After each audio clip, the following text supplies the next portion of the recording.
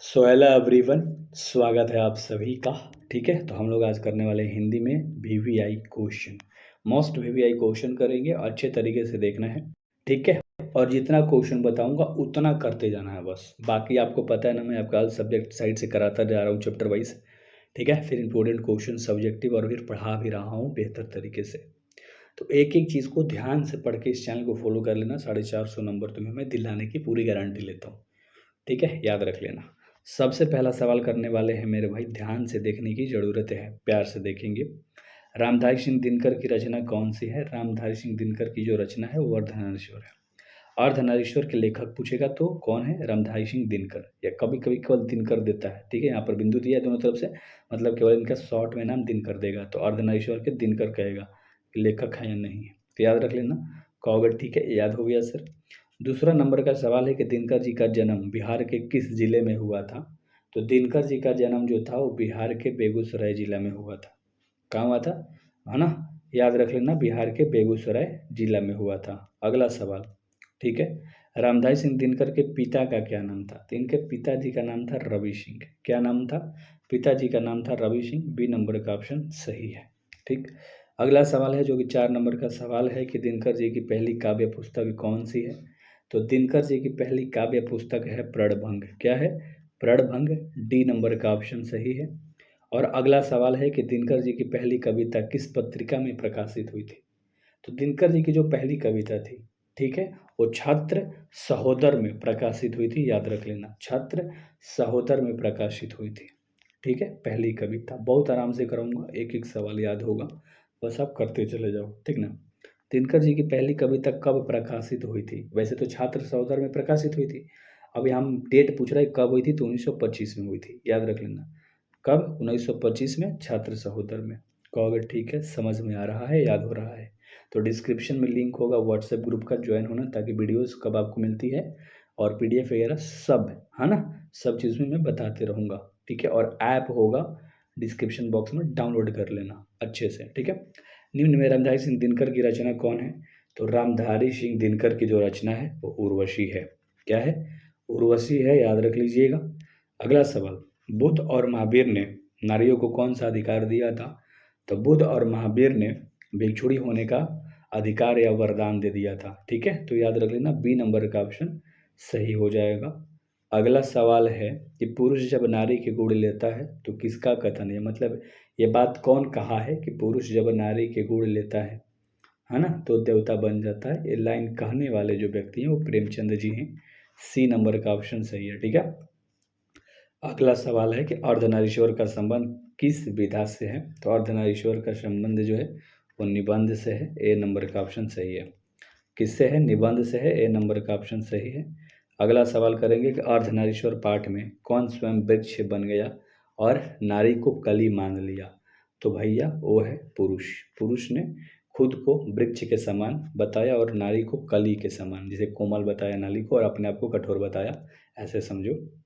अर्धनारीश्वर शंकर और पार्वती का किस प्रकार का रूप है? तो कल्पित रूप है, मतलब जुड़ा हुआ, आधा पुरुष आधा स्त्री।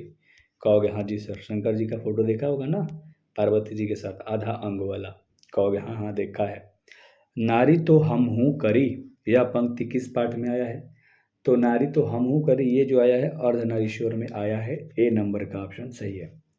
ए नंबर का ऑप्शन आपका बिल्कुल सही है। चलो बहुत बढ़िया। अगला सवाल, निम्नलिखित में कौन रचना दिनकर जी का नहीं है? अब दिनकर जी का नहीं कह रहा है, उर्वशी है, रश्मिरथी है, कुरुक्षेत्र है। जूठन एक आपका चैप्टर है, अगर आपको याद हो तो ये नहीं है। ठीक है, क्योंकि ये चैप्टर का नाम है आपका। अगला सवाल करेंगे, ध्यान से देखना, निम्नलिखित में कौन सी रचना दिनकर जी की है? तो भैया दिनकर जी की है परशुराम की प्रतीक्षा।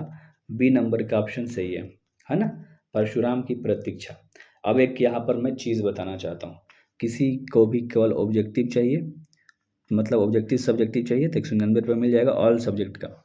अगर आपको एक विषय पढ़ना है, साथ में पीडीएफ चाहिए, important subjective objective notes test वगैरह सब, तो 199 में एगो सब्जेक्ट से हिस्ट्री पॉलिटी जियोग्राफी पढ़ सकते हो। एक और चीज़, आपको 299 लगेगा और ऑल सब्जेक्ट का नोट्स मिल जाएगा। याद रखना, नोट्स समझते हो ना, चैप्टर वाइज नोट्स, कि क्या क्या कौन चैप्टर में कौन टॉपिक पढ़ना है। तो ये रहे, इंपॉर्टेंट क्वेश्चन भी है, तो तीनों सब चीज़ ऐप में है। अच्छे से जाकर चेकआउट कर सकते हो, बढ़िया से पढ़ सकते हो मेरे भाई। आर्ट्स के जो बच्चे हैं वो बढ़िया से पढ़ेंगे, हर टॉपिक को समझेंगे तो मज़ा आ जाने वाला है। सबसे कम प्राइस में पढ़ा रहा हूँ, अच्छे तरीके से नोट्स पीडीएफ सब दे रहा हूँ। जाके ऐप पे डाउनलोड करके पढ़ लो, तुम चाहो तो 20 दिन में भी अपने सिलेबस को ख़त्म कर सकते हो। साइंस वालों के लिए अभी पीडीएफ का नोट्स डाला हुआ था, बाकी आर्ट्स वालों के लिए ये सब बैच है, ठीक है। चलो बहुत बढ़िया। तो ऐप ज़रूर डाउनलोड कर लीजिएगा, डिस्क्रिप्शन में लिंक है, ठीक है, अपना MK करके। और नंबर भी ले लो, ठीक है, ताकि आप नंबर पे व्हाट्सएप करोगे, ठीक है, तो यहाँ से भी आपको सब चीज़ बताया जाएगा डिटेल में और सब चीज़ दे दिया जाएगा, ठीक है। चलो, दिनकर को किस कृति पर ज्ञानपीठ पुरस्कार प्राप्त हुआ था? तो दिनकर जी को उर्वशी के लिए, ठीक है, ज्ञानपीठ पुरस्कार मिला था। अगला सवाल है, युद्ध और शांति की समस्या पर लिखी गई काव्य कृति, ठीक है, तो वो है कुरुक्षेत्र। क्या है? कुरुक्षेत्र। बी नंबर का ऑप्शन सही है। अगला सवाल है जो कि 18 नंबर का सवाल है कि उसने कहा था कहानी में किस शहर का चित्रण है? तो उसने कहा था कहानी में अमृतसर का चित्रण है। ए नंबर का ऑप्शन सही है। ए नंबर का ऑप्शन सही है। और अगला सवाल है कि लाहना सिंह के गांव का क्या नाम है? तो लाहना सिंह के गांव का नाम है माझे। बी नंबर का ऑप्शन सही है। क्या है? माझे है। और अगला सवाल है कि लाहना सिंह किस पद पर था? तो लाहना सिंह जो था वो जमादार के पद पे था। किसके? जमादार के पद पे था, याद रख लीजिएगा। अगला सवाल है कि लाहना सिंह की मृत्यु किसकी गोद में हो गई थी? क्योंकि हम लोग इंपॉर्टेंट क्वेश्चन कर रहे हैं तो सब चैप्टर और ठीक है। जैसे वजीरा सिंह, ठीक है, क्या? वजीरा सिंह के गोद में लाहना सिंह की मृत्यु हो गई थी क्योंकि वजीरा सिंह उसका दोस्त था। पलटन का विदूषक कौन माना जाता है? तो पलटन का विदूषक वजीरा सिंह को माना जाता है। सी नंबर का ऑप्शन सही है। और अगला सवाल है कि सूबेदार हजारा सिंह के लड़के का क्या नाम था? तो सूबेदार हजारा सिंह के लड़के का नाम था बोधा सिंह। ए नंबर का ऑप्शन सही है। क्या नाम था? बोधा सिंह नाम था। अगला सवाल, भारतीय सिपाहियों का किसके साथ संघर्ष हुआ था? तो भारतीय सिपाहियों का जो संघर्ष था वो जर्मनी के साथ हुआ था। डी नंबर का ऑप्शन सही है, ठीक है, डी नंबर का ऑप्शन सही है। जर्मन लपटन को किसने मार गिराया? तो जर्मन लपटन को मार गिराया था लाहना सिंह ने। किसने? लाहना सिंह ने जर्मन लपटन को मार गिराया था, ठीक है। चलो, अगला सवाल है कि भगत सिंह किस उम्र में क्रांतिकारी गतिविधियों में शामिल हो गए थे? तो वे जब 12 साल के थे, क्योंकि जालियांवाला बाग हत्याकांड हुआ था तो उस समय इनके सामने बहुत सारे लोग मारे गए, इनके परिवार वाले भी, तो इसलिए वो क्रांतिकारी गतिविधि में 12 साल की उम्र में शामिल हो गए थे। भगत सिंह को कांग्रेस तथा महात्मा गांधी से मोह भंग कब हो गया था? तो मोह भंग हो गया था 1921 में। बी नंबर का ऑप्शन सही है, ठीक है। अगला सवाल है जो कि 28 नंबर का सवाल है कि भगत सिंह किस पार्टी की ओर आकर्षित हो गए थे? तो भगत सिंह गद्दर पार्टी की ओर आकर्षित हो गए थे। डी नंबर का ऑप्शन सही है, ठीक है। अगला सवाल है 29 नंबर की चौरी चौरा कांड कब हुआ था? तो चौरी चौरा कांड हुआ था 1922 में।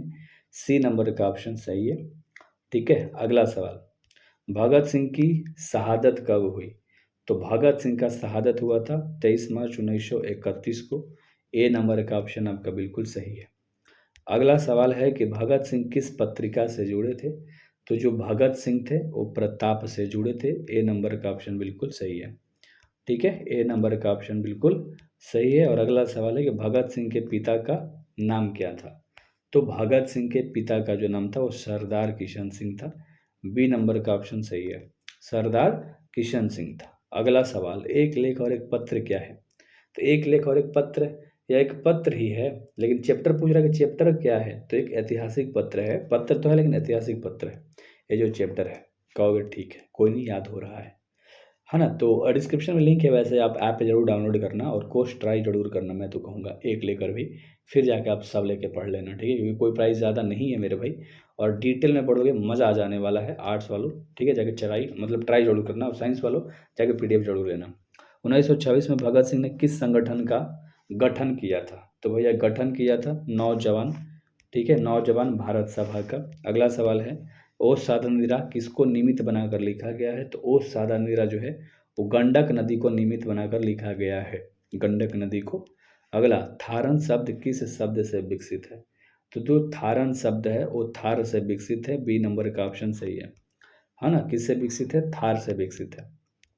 अगला, ओ मेरे सपने क्या है?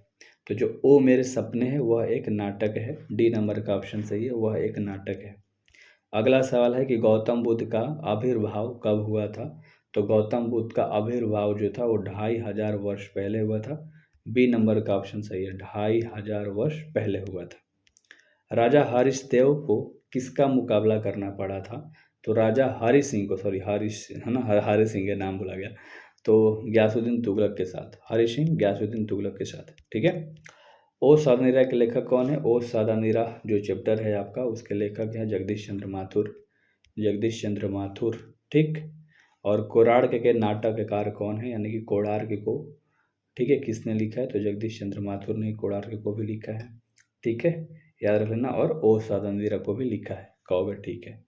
अगला 10 तस्वीरें के रचनाकार कौन है? तो 10 तस्वीरें के जो रचनाकार है वो भी जगदीश चंद्र माथुर है, यानी कोणार्क, 10 तस्वीरें और ओ सादानीरा, ये तीनों के, ठीक है, याद रख लेना। अगला है कि चौर कैसे ताल है? तो जो चोर है वो उथले ताल है, ए नंबर का ऑप्शन सही है, चोर जो है वो उथले ताल है। अगला, वसुंधरा भोगी मानो और धर्मार्थ मानो, यह उक्ति किस पाठ से है? तो ये जो उक्ति है ये ओ सादानीरा से है, ए नंबर का ऑप्शन बिल्कुल सही है, ओ सादानीरा से है।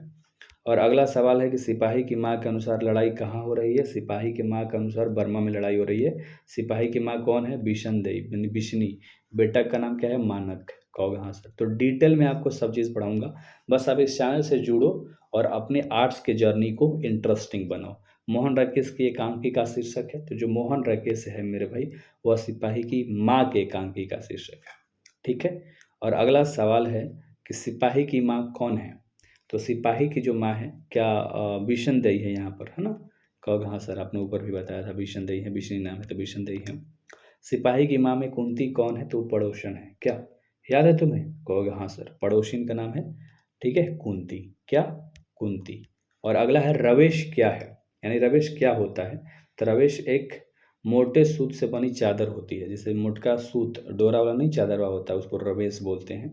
एंड लास्ट सवाल है कि सिपाही की माँ की पुस्तक का अंग है, मतलब सिपाही की माँ जो है वो कौन पुस्तक का एक अंग है? नहीं भाई, अभी और भी सवाल है, देखना ध्यान से।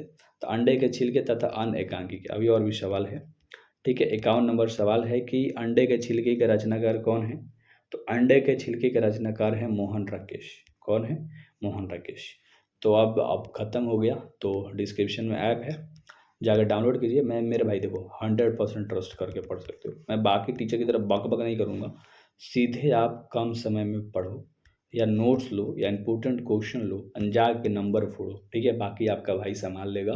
बढ़िया से पढ़ना है, मस्त तरीके से पढ़ना है इस चैनल से, ठीक है। So thank you very much everyone, मिलते रहें रोज़ रोज़, हम भी पढ़ाते रहेंगे रोज़ रोज़। Thank you very much.